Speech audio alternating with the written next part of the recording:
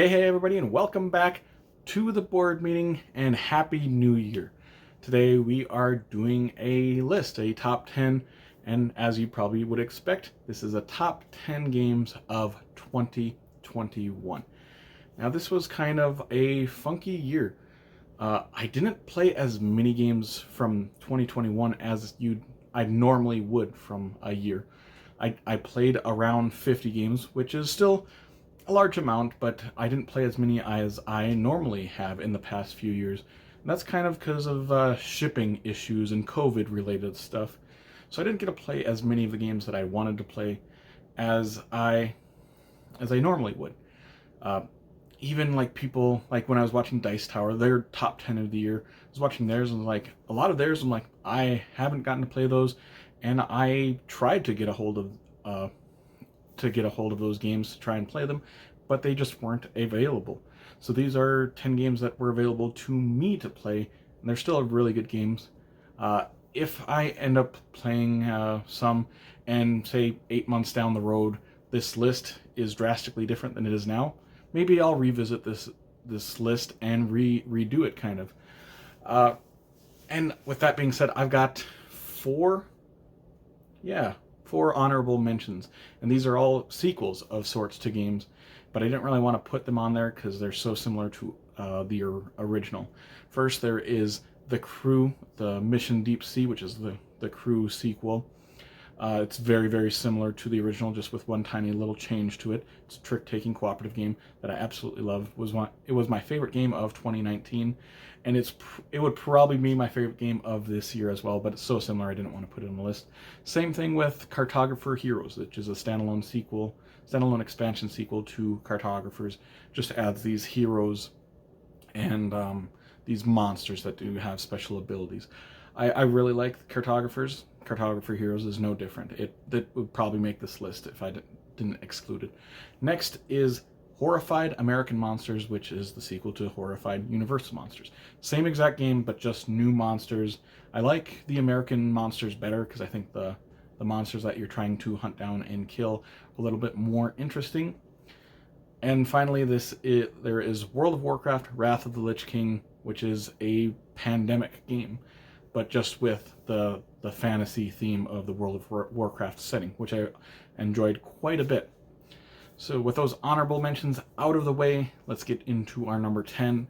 Number 10 would be Anno 1800. And why it is number 10 and not higher on my list is because I've actually only gotten to play this game once. I plan on playing this game several more times, and I'm actually getting a copy sent to me from the company to review. But I really enjoyed that one play of it. This is a massive, sprawling game that looks very intimidating. When my friend was going to teach me, she started setting out all these tiles and everything. I'm like, oh wow, this is going to be a bear. But this game is basically, it's simple in its mechanics. You are going to take two of these things that you already have on your player mat to build another thing, and you'll need that thing plus another thing that you've built in order to build this other thing, and you're progressing along, building these bigger and better things. It's one of these games you have to kind of work in reverse order, like 20 turns ahead. You have to think about, you're like, I want to build this thing that's way over here, but that's far way down the road. So in order to get that thing, I need to have these two things. In order to have those two things, I'm going to have these four things. And in order to have those four things, I'm going to have these 8 things. So it's intimidating, but it's simple in nature once you get a hold of the concept of it. But like I said, it's number 10 only because I've only played it once. It possibly could go much higher on this list, as much as I enjoyed my first play of it. Let's go to number 9. Number 9 is a game that came out earlier in the year, and it seems like a lot of people have forgotten about it. This is Cubitos, and Cubitos is this dice building game, which is unique enough. You know, dice buildings like deck building, pool building, bag building, but dice building, you're going to be adding these dice to your hands and rolling all these dice, and the dice that you're going to be adding have more special powers, and you're going to be buying them. And the whole point of these is to move around this board. It's a race. You are going to be racing around this board, trying to be the first person to cross the finish line. The better dice you have, the better you're going to be able to traverse around this board. Very, very fun game, very cute game. It's pretty light, not too light. It's probably around Clank for that. Let's go to number 8. Number 8 is a game that I might be in the minority. A lot of people don't seem to like it as much as I do, and that is a Stonemaier game, Red Rising.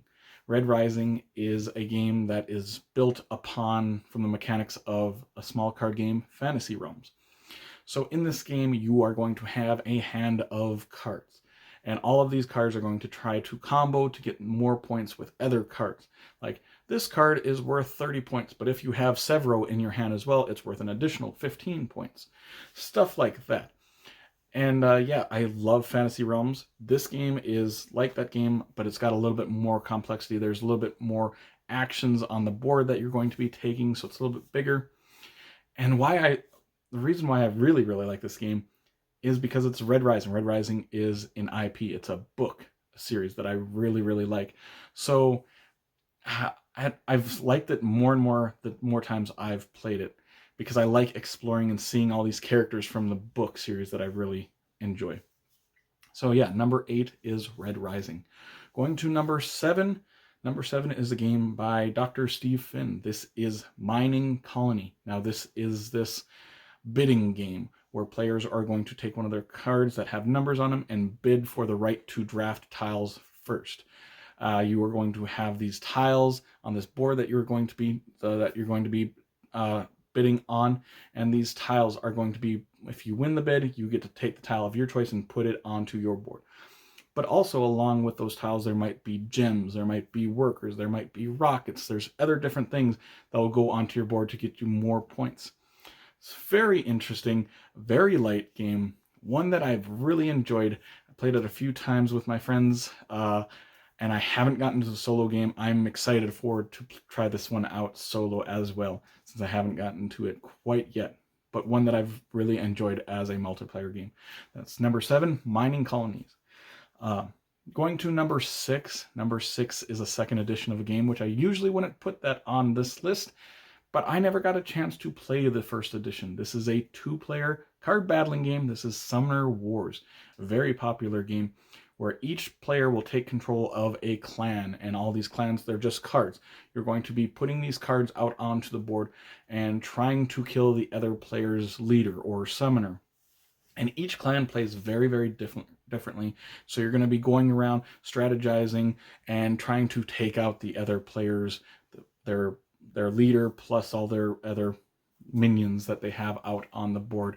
Very fun game. I've had a ton of fun playing this game. Going to number 5. Number 5 is Furnace. Furnace is another auction sort of game, and there are 2 distinct phases in Furnace. The first phase is the auctioning of cards. Now, when you are auctioning, you have 4 tokens, a 1, 2, 3, and 4 token card. And you're going to go around the board taking turns, placing one of those tokens on these cards on the top. And whoever has the highest token on those cards gets to take that card and put it in their tableau and use as like this engine building thing in the second phase. But if you didn't win that card, then you get to take this different action that's on this card, and you get to take that action as many times as your token shows. So if the action is getting 2 iron and I bid 3 but I lost, I actually get to take 3 times 2 iron. So I'll get 6 iron to use in the later phases. So it's interesting because some cards you really want to win, some cards you want to actually lose, but you want to lose them with a high bid. So after you've discovered who takes the cards and who are going to take those actions, those cards go into the people's tableaus. And then you are going to fire off these cards that are in your tableau in whichever order you want to. And the whole point of this is to turn resources into points. So it's very interesting mechanics of that auction. I really enjoy it. So number 5, Furnace. Going to number 4. Number 4 is actually an expansion of sorts, a standalone expansion. This is Unmatched Battle of Legends Volume 2. Now, if you've watched this channel, you know that I absolutely adore Unmatched. And this is the first big set we've had in quite some time. and it did not disappoint. It's got 4 new characters in it. It's got Achilles, it's got Bloody Mary, it's got Sun Wukong, and it's got Yennefer, the warrior princess. All characters that I really enjoy and that integrate well into all of the other sets that I have. And there's not a lot to say about it because I love Unmatched. I love the game and I love this set. So yeah, that's why I put it at number 4. Going to number 3. Number 3 is one of the most complex and large flip and right games I have ever played. This is Hadrian's Wall. Now, Hadrian's Wall is all about comboing things. You have these 2 massive sheets of papers and filled with hundreds of different squares. And you're going to be getting these resources.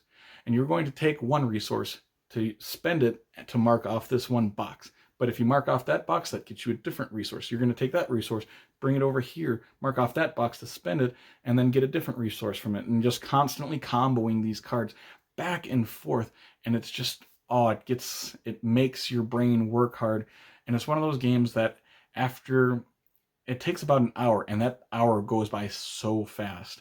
And this is a solo game. Even if you're playing multiplayer, this is pretty much 100% a solitaire game. So if you're playing multiplayer, you're basically just playing that game around people. You're not interacting with them.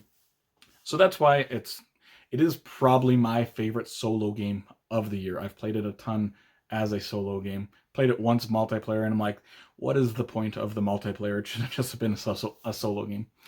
So yeah, number 3 is Hadrian's Wall. Going to number 2 is a 2-player only drafting game. This is Unforgiven, the Lincoln Assassination Trial. Now, this is basically Seven Wonders Duel, but with a historic theme of one player plays as the prosecution, one player plays as the defense in this trial to prosecute Mary Surratt, who was involved in the Lincoln assassination trial. She owned the barn, but that's not important. But it's basically Seven Wonders, but you have a historical theme on it, and it's really interesting. I love Seven Wonders Duel. I like this game better than it because it's got that theme, and Seven Wonders Duel is very much an abstract game, in my opinion. So yeah, number 2, Unforgiven, the Lincoln Assassination Trial. Going to number 1, my favorite game of the year. Now, when I made this list, I started thinking about this list a couple months ago, and that's when I got this game. And I played it, I'm like, this possibly could crack the top 10, maybe.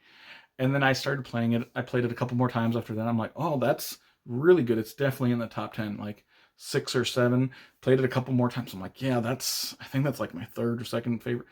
And then I keep playing it. It keeps getting broken out. I keep loving it. My favorite game of the year is Radlands. Radlands is this 2-player only battling game with a post-apocalyptic theme. This is a game that I like everything about it. I like the art style, and I've got the Kickstarter version, so I have the playmat. The playmat makes a huge difference, in my opinion, for this game. I like the artwork. I like the theme, the wasteland apocalypse kind of theme to it. I love the mechanics of this. There is everything about this game I enjoy.